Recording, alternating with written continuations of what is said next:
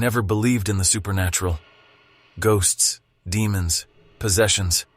They were all just tales to scare children and entertain adults. That was until the day my wife and I brought our newborn baby home from the hospital. Our daughter Emily was a beautiful baby. With her big blue eyes and tufts of dark hair, she was the picture of innocence. But as the days went by, something began to change. It started with small things like her constant crying and refusal to sleep.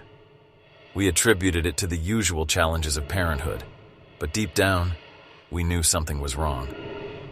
One night, as my wife and I lay in bed, exhausted from another sleepless night, we heard a strange noise coming from Emily's room. It was a low, guttural growl that sent shivers down our spines. We rushed to her side, only to find her lying in her crib, eyes wide open, staring at the ceiling. "Did you hear that?"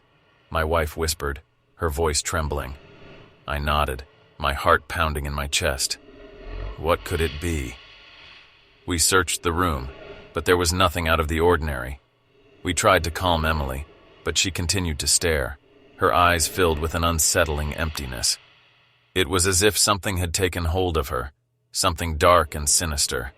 Days turned into weeks, and the strange occurrences only intensified. Objects would move on their own, doors would slam shut, and the temperature in the house would drop inexplicably.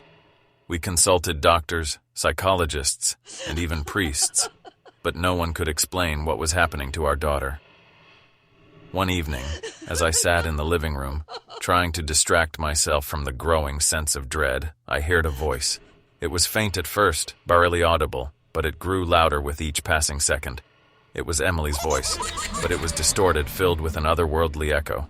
"Daddy," she whispered, her voice sending chills down my spine. "Help me." I rushed to her room, my heart pounding in my chest. As I entered, I was met with a sight that would haunt me for the rest of my days. Emily was floating above her crib, her tiny body contorted in unnatural angles. Her eyes were pitch black, devoid of any humanity. I stumbled backward, my mind unable to comprehend what I was seeing. "What have you done to my daughter?"